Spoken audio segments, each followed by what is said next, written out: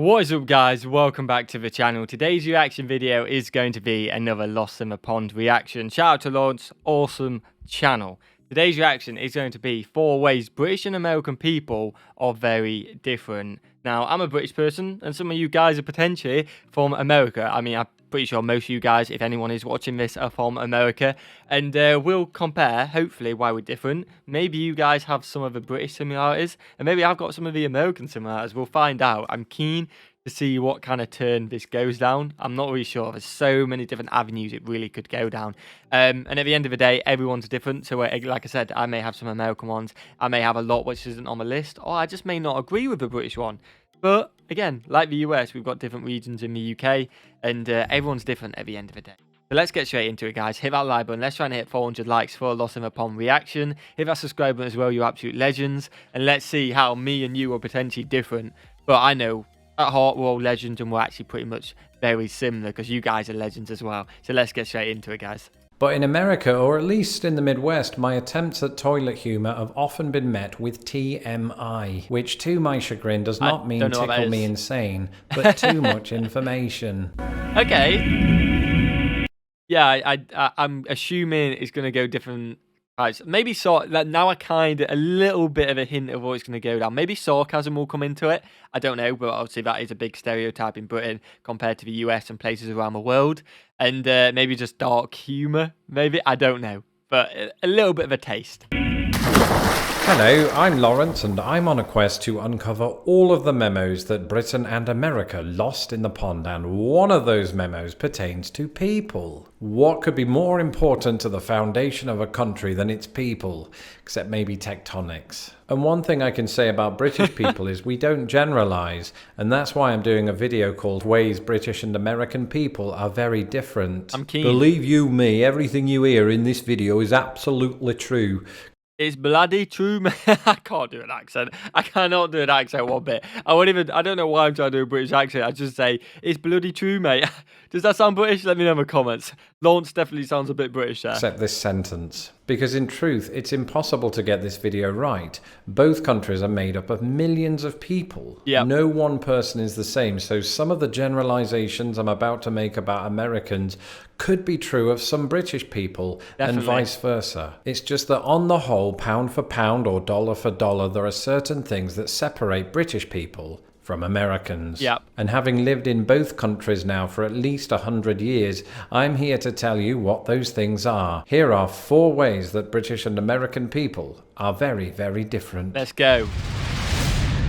Ancestry. Funnily enough, the first entry on this list doesn't require any generalizations because it's backed by hard, cold science. I like and by it. science, I mean the census. Both countries have them. And from this data, we can determine the cultural backgrounds that make up the people of Britain and America. Let's take a look at each country's top 5 ancestral groups, starting with Britain. Let's go. Actually, in this case, the entire UK. 37% of us are Anglo-Saxon, which accounts for how I'm 1,500 years old.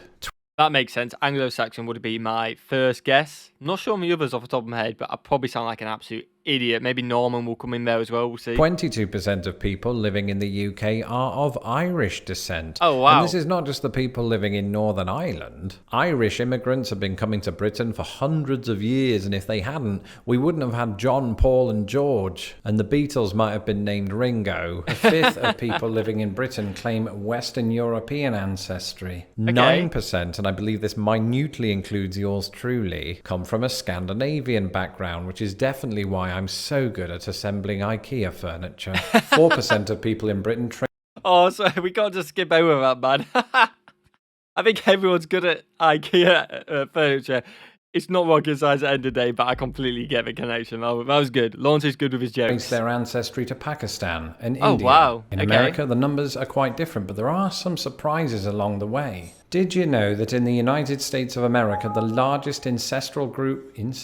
I just said ancestral, which is thankfully not a word, but you can quite imagine what it would mean. In the United States, the largest ancestral group is German.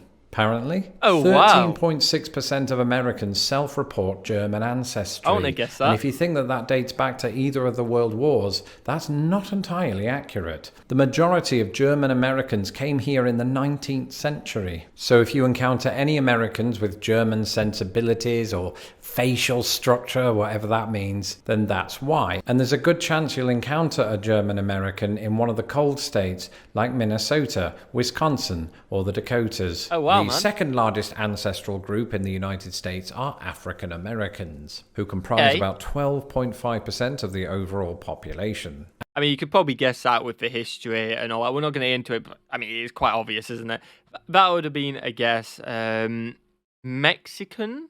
Is that going to be a mess? Surely it is. And conversely to the German ancestry groups, the highest concentration of African Americans is in the South. Oh, And wow. historically, of course, this is largely tied to the fact that many African Americans in the South are descendants of slaves that Yep. were kept and later freed from plantations there. And here's a demographic that sets America apart from Britain. It's largely governed by geography, and that's Mexican Americans. 11% I of got one Americans right. self-reported Mexican ancestry, which might account for why I read the other day that Cinco de Mayo is more widely celebrated in the United States than it is in Mexico. Mind Oh, you, you wow. might be able to say something similar about St. Patrick's Day. Every March, without fail, Americans turn green. Not literally, unless they've had too much alcohol that night. And so it's no coincidence that 10% of Americans self-report Irish ancestry. fair play. Of course, if you're like me and you're 1,500 years old and an Anglo-Saxon, there's a very good chance that some Americans will be quick to tell you that they have a little bit of you in them. Not like that. I just mean a little bit of English, right? Yep. 7% of Americans self-reported English ancestry. Which makes sense, obviously. We know the history, like I said, the Irish makes sense as well. And I feel like a lot, well, at least in my comment section, what I've heard from people, I'm not speaking for the wide range of people. I think a lot of people have that connection with the UK as well, and they kind of feel like we're brothers or sisters anyway, whether you've got the ancestry or not. So they're kind of like, yeah, we're part of you, you're part of us. I don't know if I'm right in saying that. Speaking for the people I've spoke to, at least, I don't want to speak for the wide range because obviously there's over 300 million people. But you know what I mean. That was an abbreviated look at the ancestral makeup of both countries. And for not having the time to discuss all groups in this one video, I apologise. That's But all then right, that mate. would probably be very British of me. Let's take a look at some of the unique tendencies of the people of both countries. Politeness, If okay. there's one thing that really sets people apart, it's how polite they are and how fun they are at parties. And don't worry, I'm not about to extol the virtues of the famed British politeness while asserting that Americans are rude, because that's not my experience. There are rude people in both countries, Yep. but that rudeness usually manifests in a very similar way and wouldn't make for a very entertaining video. Actually, it might. Can we put it on the list? The truth is, people in both countries know how to be polite when they want to. The difference here is the manner in which they do it. Okay. In my experience, British people will go to greater lengths to let you know that they're listening. What do I mean by this? Well, you're talking to me. Not literally, you're watching a video, but let's Yep. say you are talking to me. You're conveying very important information right now, and so in between every single word, I'm going to go, yes, yes, yes, yes. Let me know if I have done. To be fair, I do that in my day-to-day stuff, and I think I do it in my reactions at times as well. I try not to because I don't want to cover up the speaking. But I am a very apologetic person. I can only speak for myself. A lot of people I've met are from America. I haven't met too many, but in my comments of that, very apologetic, very sound people. For me, they're just nice people. I wouldn't say you're not polite or whatever. I get what he means. They're the British. The stereotype is we can be very like, oh my God, sorry mate, like, and then... But then we have a dark sense of humour, but you know it's a joke. But then you're sorry if you've hurt feelings, if that makes sense. I am one of them people. But I think it's just a personality trait. I don't know if it's a good or a bad thing. Let me know in the comments. But yeah, I see what he means. He's trying to taper it to this video and say it how it is. Fair enough. Yeah, oh, yeah, definitely. yeah. I'll stop now. That's essentially the way it goes. As a Yeah. result, the conversation ends up being twice as long, and all of those efforts to display that you were listening meant that you didn't hear a bloody thing. British people are very good at that, and I should know, because I'm very good at that, aren't I? Right. We're also good at adding on tag questions. That's when we make a statement, but in order to not appear confrontational, we add on a little question at the end. So, for example, Marmite is brilliant, isn't it? Okay, oh, definitely. That is definitely a British thing. I feel like Americans are just more confident in the way they speak and they'll just say it. Personally, for me, I definitely would add that. Just get a bit of support from people. Ask the question like, "Come on, support me a little bit," Americans would never do that. They'd simply state, Marmite is awesome. Yeah. That's never going to happen. I remember when I visited home last year and we were in a restaurant and the staff apologized profusely to my wife because I can't remember why. But I remember it not being warranted in the least. The point is, British politeness is often governed by the need to save face. That's not a reference to the A-team. Don't get me wrong, it's also about being friendly, but in America, I think that's all it's about. I very rarely feel like Americans are trying to let me down gently. They just tell me I suck outright. I'm joking. It could be argued that Americans in this sense are just more practical, much like their dress sense. Fashion, okay. It's hard to talk about people without talking about the clothes they wear. For example, when have you ever seen me without clothes? No, those videos were taken down about 4 years ago. Not by me, by YouTube. On the other hand, it's almost impossible to paint an accurate picture of the clothing choices of both countries' populations. Yes, but there are some clothing items you'll see preventing people being naked in one country and not the other. That was really poorly worded. So in America, people might, for example, be recognizable by the fact that they're wearing a flannel shirt, particularly in some of the northern states which have extreme cold, and Germans. Moreover, Americans are more likely to wear sweatpants in public. The sweatpant people, which is an ancestry group that I forgot to mention, sometimes meet up at the gym, but more often Walmart. Okay. In Britain, we all just dress like Charlie Chaplin. At least the Charlie Chaplin impersonators do, but there's an emphasis in Britain on style. And this is a luxury that we can afford because, unlike America, we don't have weather that can kill bacteria. Very true. Depending on where you are, it might not be that unusual to see, say, a woman dressed more or less like Kate Middleton, and that includes Kate Middleton. Of course, we're talking cheaper versions of Kate Middleton's wardrobe, or at least I am. Now, before I get carried away, I do not want you to get the impression that all British people are super stylish, right? I'm doing this. I will completely admit, and I imagine Lawrence is going to say the same. He seems like a very similar person to me. I just wear whatever I have. I've got clothes so many years old. I hardly ever buy new clothes, to be honest with you.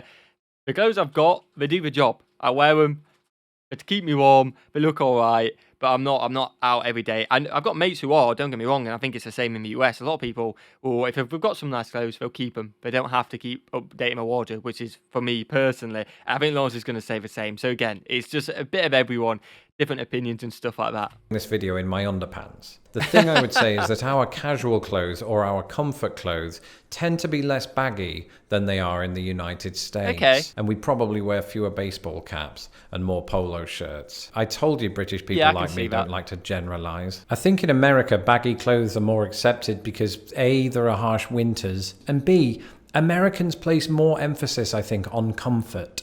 That's why you'll see Americans way into their 70s still wearing sneakers with jeans. No, I agree. I like the emphasis on comfort. I wear shorts everywhere just because, I don't want my legs so squished. I like my shorts. So even in the cold weather, as long as my upper body's warm, I keep my shorts on. So I'm like you guys. I prefer comfort. My grandfather-in-law did that all the time. And I think if you saw that in Britain, that person would be considered eccentric. Which, since we're talking about Britain, 50% of the population is eccentric. And if you thought that observation was funny, then you're very easily amused. Humour, put the U in humour, especially if you're British. You may recall a while back I did a video on British versus American humour, but this focused on the televisual differences. Today, we're talking about people. There have been numerous times in my life when I've laughed my absolute arse off in the company of both Brits and Americans, to the extent that I can no longer comfortably sit down. But it's hard to deny that British people have a different sense of humour to American people. Definitely. It's also a little hard to define what that difference is. Americans often write in the comments that they love my dry British humour, and I always find it amusing that we have dry British humour because we also have wet British forecasts. But when you're talking to a British person, there are two ways that the humour can go. Either that politeness that we talked about earlier goes out of the window and gets rained on, or there arises something known as self-deprecation. In the first instance, a good friend Absolutely spot on. Self-deprecation, or you're just straight to a point. Not rude, but you're with someone you're comfortable to have the banter about, a pretty crude subject or something like that, or self-deprecation. Because yeah, I mean that's me at least, and nail on the head, completely hit. A friend of mine might jokingly remark, "All right, Lawrence, you wanker." I don't know too many Cockney people. Or in the second case of self-deprecation, a British person might say something like, "I'm Lawrence and I'm a big wanker." That is a terrible example. It's not that basically exact when one, people but it put makes themselves sense. down for comedic effect. It's a powerful tool, but it's not a tool often wielded by Americans who, I don't know, maybe they see it as a weakness. I've Okay. also found that Americans are less into their toilet humour, and that maybe that means they're more mature. It does mean that, doesn't it? The Yeah. sweatpant people notwithstanding. Whereas toilet humour is basically how British people communicate. Of course, this was once successfully parodied by Mike Myers, the comedian, not the serial killer. I'm gonna But in say. America, or at least in the Midwest, my attempts at toilet humour have often been met with TMI, which to my chagrin does not mean tickle me insane, but too much information. On the other hand, I think your average American is pretty good at wielding observational humour. A favourite weather-related saying, and I've heard this in various states, is, "If you don't like the weather, just wait 5 minutes." And they've got a point. Left my laundry hanging outside this morning. Tornado took it away. That's it for this episode. Let me know in the comments below if you've observed some of my these God. characteristics of British and American people.